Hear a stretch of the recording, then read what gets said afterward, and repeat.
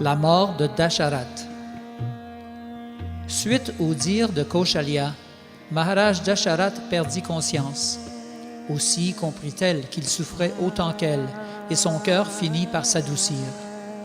Revenant bientôt à lui, Dasharat aperçut le visage de son épouse, qui lui souriait affectueusement. D'un simple regard, leurs cœurs se réconcilièrent. Puis, d'une voix grave, le roi raconta l'histoire suivante à sa reine. Lorsque j'étais encore un jeune prince, j'ai appris l'art d'atteindre de mes flèches une cible dont seul le son m'indiquait l'origine. Un soir que je me trouvais sur les rives de la rivière Sarayu, j'entendis un son que j'identifiai comme étant un éléphant se désaltérant à la rivière. Je lance une flèche dans cette direction et j'entends alors un grand cri, suivi d'une voix humaine. Qui ose me transpercer d'une flèche, moi, un simple rishi? J'accours alors en direction de la voix et j'aperçois bientôt un garçon gisant au sol, une flèche plantée dans son corps. Il me dit, « Mes parents sont aveugles et ils comptent sur moi pour leur apporter de l'eau. En me tuant, tu les as aussi atteints. Sans ma présence et mes soins, ils ne survivront pas. Va et annonce-leur que tu viens de me blesser mortellement. Mais avant de partir, retire la flèche de mon corps, car elle me cause une douleur extrême. » Maharaj Dasharat poursuivit. J'hésitai à retirer la flèche, croyant que le garçon en mourrait. Mais il me rassura. Ne crains pas de tuer un brahmana. Je suis né d'un père Vaishya et d'une mère Shudra. J'enlevai alors la flèche et le garçon mourut sur le champ. Je remplis alors son seau d'eau et le cœur meurtri marchai en direction de l'ashram de ses parents. J'y vis le couple d'aveugles, vieux et démunis.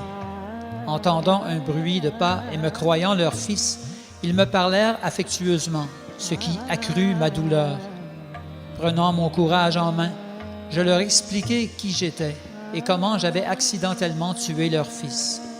Je leur demandai comment je pourrais expier ma faute. Le père du jeune sage défunt me répondit, « Une faute avouée est à moitié pardonnée. C'est pourquoi je ne prononcerai aucune malédiction contre toi. Si je le faisais, tu mourrais à l'instant. Tu as tué mon fils sans préméditation. Ta vie sera donc épargnée. Maintenant, amène-moi là où se trouve mon fils. » Dasharat poursuivit.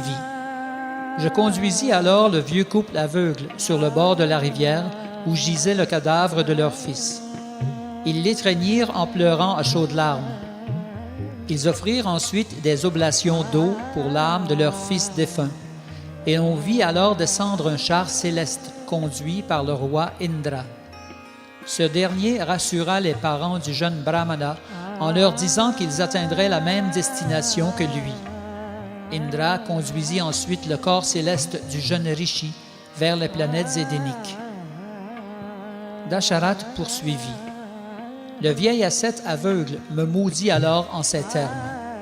Tout comme moi et mon épouse traversons maintenant une rude épreuve due à la mort subite de notre fils, tu ressentiras un jour la même douleur suite à l'absence de ton fils.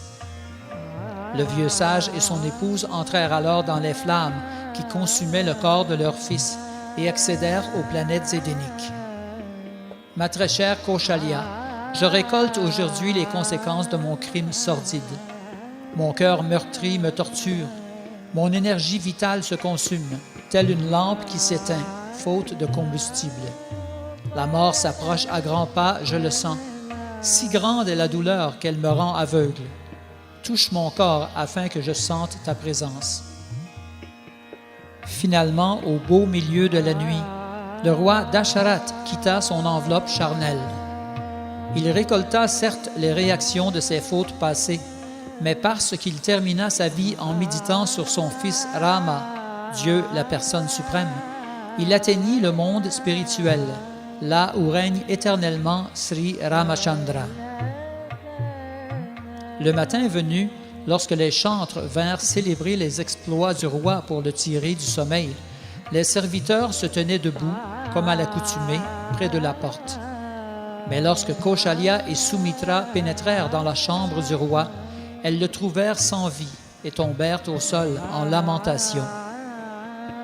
Entendant leurs cris, Kaikeyi entra elle aussi dans la chambre et constatant le décès de Dasharatha, elle aussi versa toutes les larmes de son corps. Tout en caressant la tête de son défunt mari, Koshalya déversa sa hargne sur Kaikeyi. « Je vais entrer dans le feu avec mon mari et atteindre la même destination que lui. Seule une misérable comme toi peut continuer à vivre en l'absence de son époux. » Les ministres vinrent alors récupérer le corps du roi pour le déposer dans un bain d'huile, car les rites funéraires ne peuvent être exécutés qu'en la présence d'un fils.